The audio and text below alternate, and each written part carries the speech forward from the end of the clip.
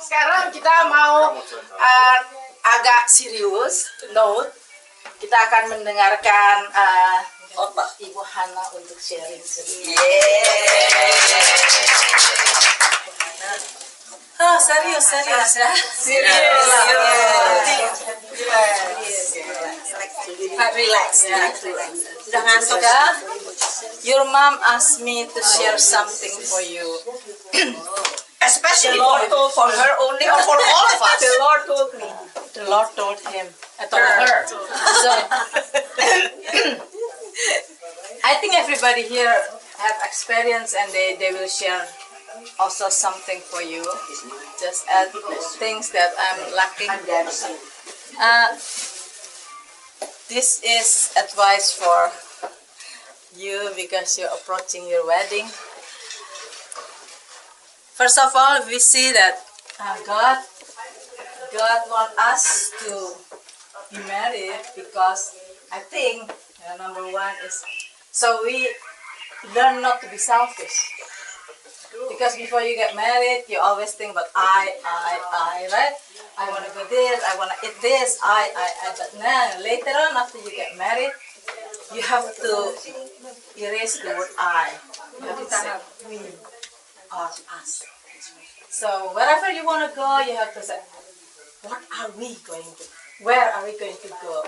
What are we going to do? So we have to learn not to be selfish, number one.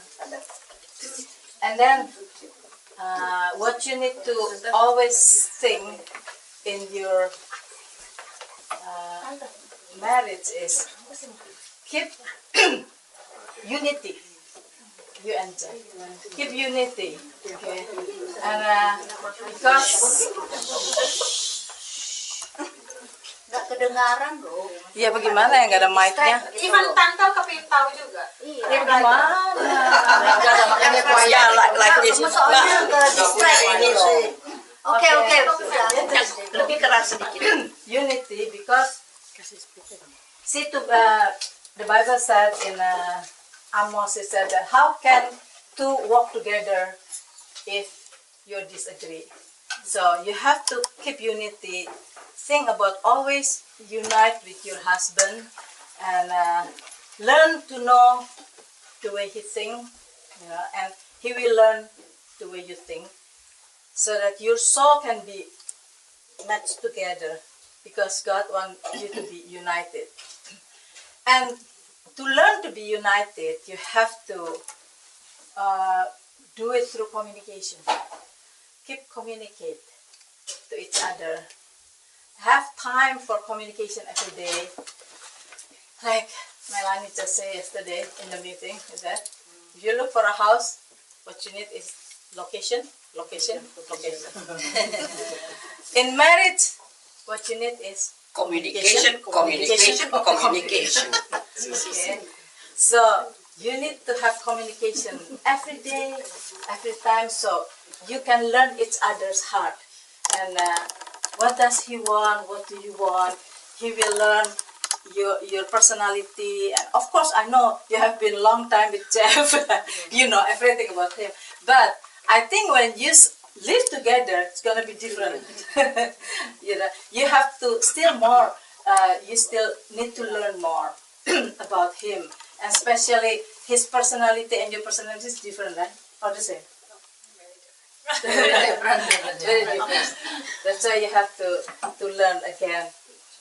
And then in the communication, what you need to understand is communication contains three things, right?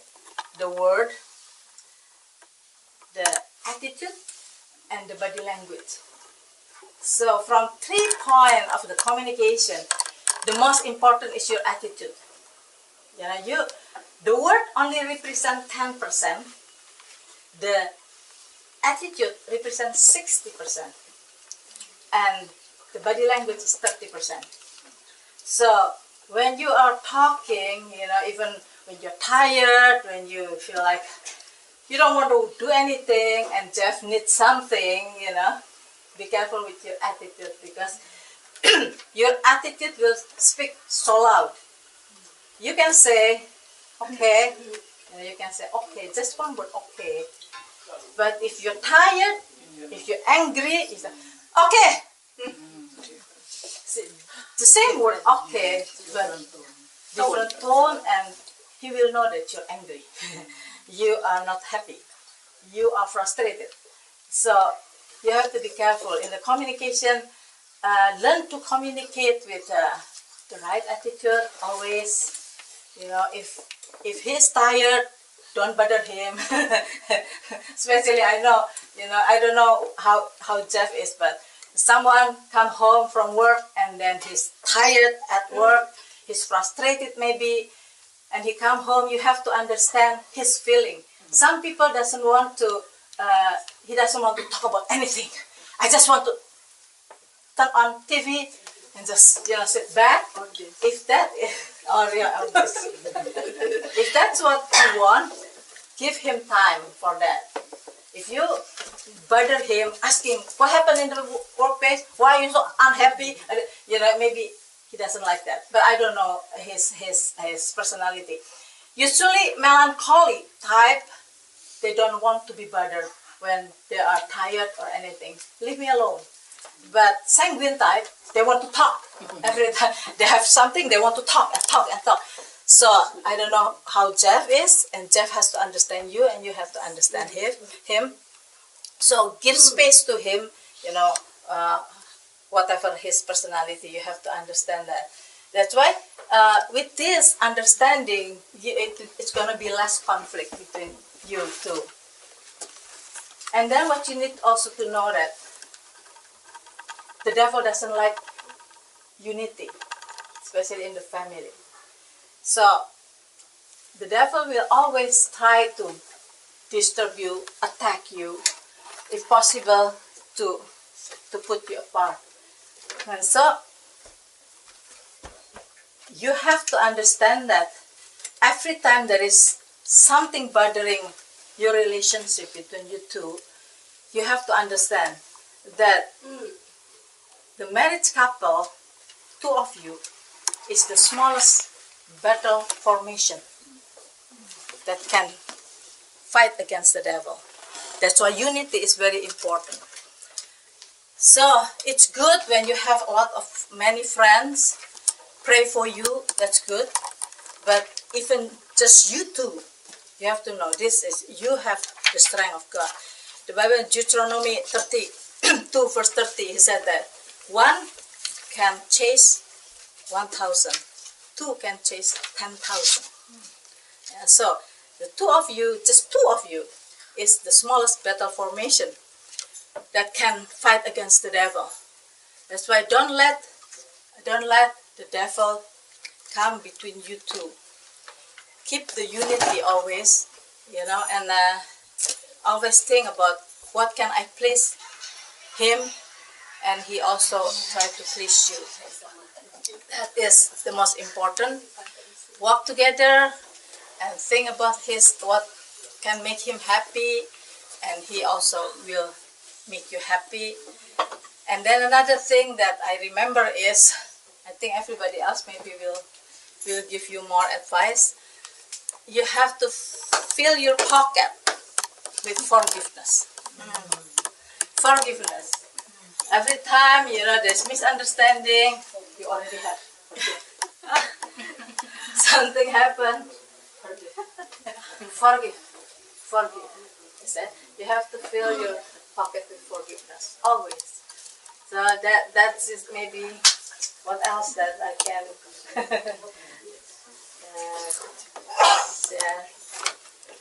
Yeah, I think that maybe that is that you can write down, remember, and put God number one in your life, in your family, in everything. You better sit down to pray together. The family that pray together, stay together. Yeah. So you pray together. If you find any difficulty in your life, you know, don't forget God. Put him number one in your life, because he loves you so much, and he is going to guide you. He will make you loving each other, strengthen each other, and he will guide your life.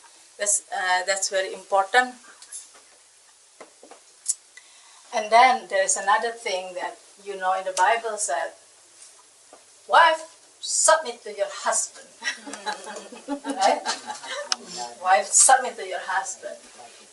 And sometimes we misunderstand that verse. We thought that, okay, whatever your husband said, I will follow. I will follow it.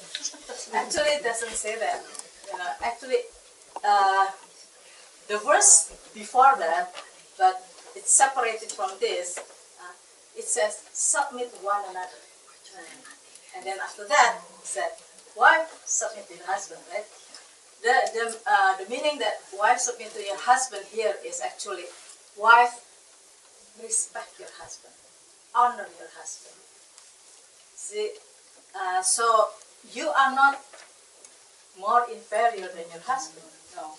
Because God can talk to him, God can talk to you, right? So, what you need is, when you have different opinions in something, to decide for something, from the beginning, you and Jeff can talk to each other that, okay, if we have different opinions, just let me share my opinion to you, okay? Let Jessica share your opinion to Jeff, so that, you see, everybody has their own perspective, right? If he sees from this perspective this much, with your opinion, see, it's wider perspective. He can see things from the wider perspective, right? But let him decide.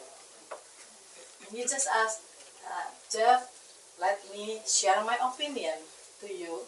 Maybe you have your own opinion. Let me share my opinion. But then after that, you have bigger perspective in the problem that you're facing, and you ask the Lord wisdom, what to do. And then whatever he decides, then you walk together with him. Okay? It's just in agreement with him. So that's why you respect him and he also respect you. Submit one another.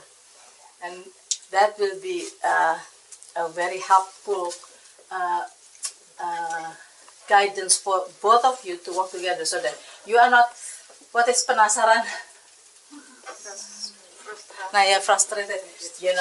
If for example, he make the wrong decision, and after you think back, see, I know it's supposed to be like this. It's supposed to be like this.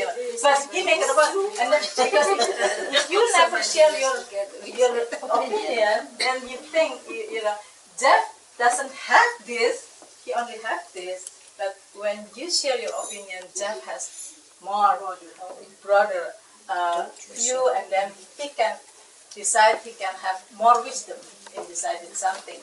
So that is the meaning of wife. Actually, respect your husband, so that he still be the head of the family, but then you can work together with him. I think maybe this is too long already, because Melanie already. No, don't worry about it. Yang kawin dia mau. Thank you. Thank you. I don't think it's only for Jessica. It's for all of us right. too. It's how married couples here. It's so true.